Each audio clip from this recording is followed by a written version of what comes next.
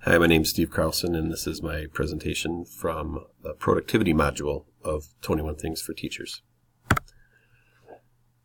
This module gave us 3 sets of productivity tools.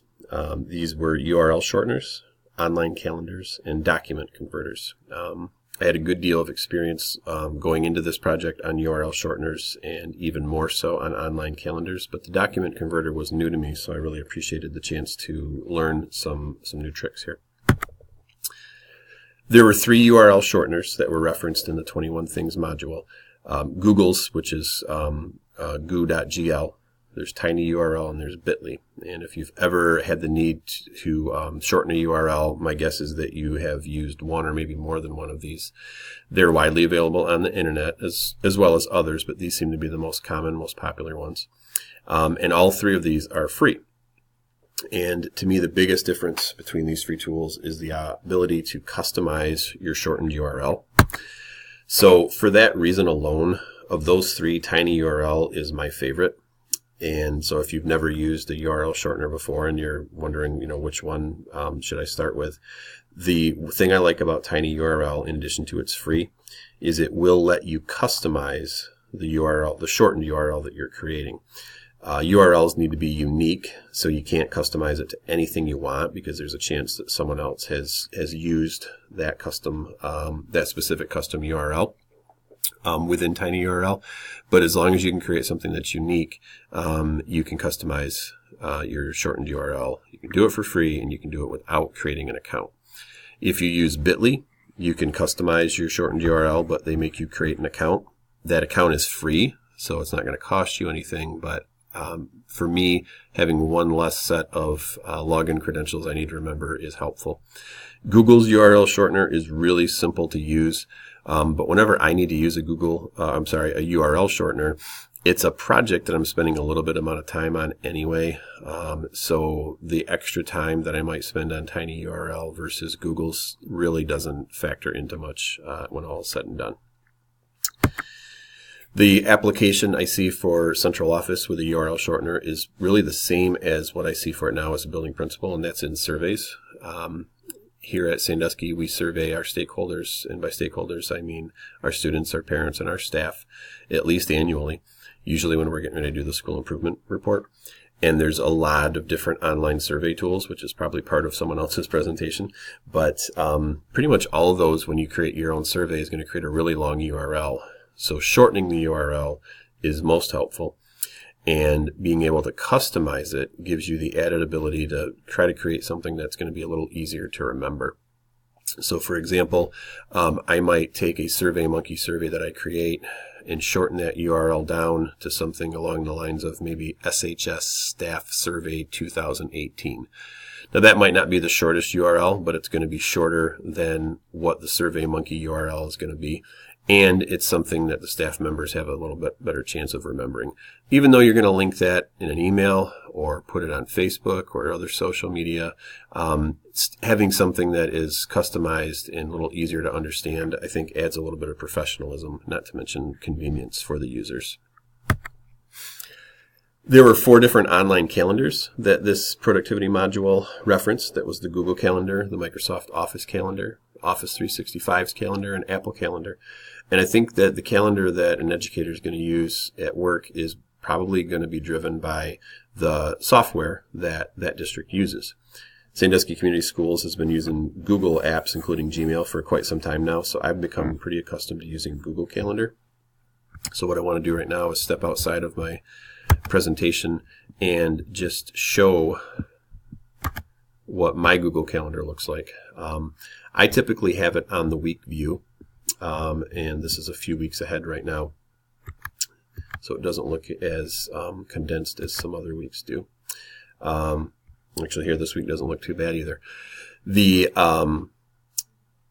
way that I use my calendar is to just pretty much every meeting, every teacher observation, sometimes even just a phone call I need to remember to make or a student I need to visit, I create an event on my calendar. And what I've found is if I put it on my calendar, it gets done. If I don't put it on my calendar and I rely on like a sticky note or a to-do list that I've scratched out somewhere, it's much less likely to get done. So using my Google Calendar has been something I've always done, but it has been a significant increase this year in my productivity because I'm putting everything on my calendar. So adding an event is pretty simple. You click on the white cross inside the red dot here, and you create your event. What I like about Google Calendar is if this is going to be a meeting that is going to happen every week, you've got the ability to have it repeat on your Google Calendar. So perhaps this is going to be something that I'm going to meet this is a meeting I'm going to have every single Thursday, so I could click on that. Maybe it's a monthly thing that I'll do on the second Thursday of every month, so I can click on that. Maybe it's something that I'll do every day, or you can customize it as well. So sometimes I'll put a meeting on there. I'm going to meet with a particular person 3 days in a row on the same topic, and I'll just, and rather than having to enter 3 different events, I can enter it once and customize how often it repeats. All you need to create an event is a title, a day and a time. You can click save. You can add locations. So some of my meetings are at the Sanilac Career Center. So if I wanted to, I can add in the location that I'm having the meeting at. Adding guests is really convenient. Mrs. Roski is our counselor, so a lot of times we need to meet on a certain subject, and either she will call for the meeting by creating a calendar event and inviting me to it, or I'll create the event and invite her to it. If we're not sure on what times you can use, you can suggest different times. Typically for Mrs. Roski, we just put a time on there, and if the other one can't make it, we just we hammer that detail out later. But we could be even more productive by using the suggested times. If you save and you've got guests invited, you're going to have the option to send them an invitation, or you can save it without sending it. I'm going to click don't send just because obviously this is a fictional meeting and Mrs. Rasky doesn't need to see it pop up on her calendar, but that is what will happen, is that an invitation will be sent to the person that you're inviting to the meeting, and it'll show up in their Gmail account, and they can click yes, no, or maybe as to whether or not they're going to accept. There's a lot of other functionality in here as well, but the other thing I really want to point out is the notifications. Every event that I put on my calendar, I have a 15-minute notification, which is how the Google Calendar is set in default mode anyway. I also have my Google Calendar linked to my phone, and though I've turned most notifications off on my phone just for my own sanity, I do keep the, and there's a notification right there, I do keep the the Google Calendar notifications on my phone. So I will get a little ding or a little buzz on my phone 15 minutes before every event that I have scheduled. That's just a good way to make sure that I don't miss one. If you want to add additional notifications, you can. Some meetings may require you to bring a little presentation to. So if you forget about that until 15 minutes before the meeting, you're probably in a little bit of trouble. But maybe you want to give yourself a 2-day reminder. Again, click save, and you're going to get a notification 2 days before this meeting to remind you of the work that you need to do. If you need some reminders on the work that you need to do before, so you can put it into the description below. So you'll get that reminder 2 days before, and then once again 15 minutes before, just to help keep you accountable to your calendar. So once again, don't send. The other thing that really has helped me is working with the rest of my team with my calendar. With these online calendars, you can share them with other people. So what you see over here on the left-hand side, you see my calendar, and you see any calendar, other sort of sub-calendars that I've created or that I've been given access to. So these ones up here are calendars I've been given access to, but I've toggled them off because I don't want to see their events, but if I need to, I can. Down here are calendars that I don't have any editing rights for, but I have been given access to view. Our building use calendar is something everyone in our district has access to, actually. So if someone asks me, hey, Steve, can I borrow or not borrow, but can I use a certain classroom after school for a student group meeting?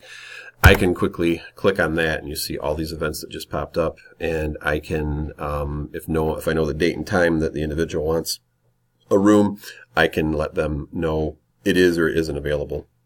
We've got paperwork they got to fill out from there, but this step right here just lets me know if that date and time is even something that's available. Again, I wouldn't want to look at this all the time, which is why I toggle it off unless I absolutely need to look at it. But in the calendar that I have shared, specifically with others, is my teacher observation calendar. And this has really helped me increase the number of teacher observations I've done this year, mostly because if I happen to miss one, my secretary, which you'll see down here, Miss Betty, she's got the ability to make changes to events. So if I have a scheduled observation that I can't meet because of whatever crazy reason, in the past, I just kind of had to make a mental note to reschedule. Well, now Miss Betty can just make that change for me on my schedule. Mr. Flynn, I've shared this with. He's my superintendent. He's got no interest in rescheduling these for me, but he wants to know when I'm doing teacher observations because he knows that's pretty sacred time. He doesn't want to schedule any administrative meetings for myself or my colleagues. So he has the ability to see when I'm busy. Pretty much anything besides the teacher observations, I obviously move around to meet his needs, but the teacher observations, he stays away from those times out of respect for the job we do there. So that is quite helpful. And again, getting back into the presentation here, the central office application, once again, it's the same, I think, as my building principal role, and that is I schedule my day around my priorities. There are always going to be other people's priorities that you need to address. But if everyone's burning issue becomes your top issue, then you never get done what you prioritized. So in order to run your day, but still meet the needs of others, using your calendar and giving your administrative support team, your secretary, whomever it might be, access to move things around on your schedule for you will really help you prioritize. Lastly, I was not aware of Zamzar. I really appreciated the chance to get to know a little bit more about this tool. It's a file converter, and I used it actually when I was doing the FERPA and HIPAA pre-post test for the evaluation and assessment module. The test was a PDF, so we weren't able to edit it, but I converted that PDF into a Word doc, answered the questions on the laptop keyboard, and then I was good to go. If I wanted to, or if I needed to, I could have then taken that Word doc and then turned it back into a PDF. So from the central office application, I think that the ability to take PDFs that you're going to get a lot and turn them into a Word document that you can actually edit, and then if you want to turn it back into a PDF so whoever you send it to cannot edit it, is going to be pretty helpful. So that's my presentation on the productivity module from 21 Things. I learned a little bit about each of those things, and especially about that file converter I didn't know about before. At this time, if you have any questions, I'm happy to try to dive a little bit deeper. Thank you.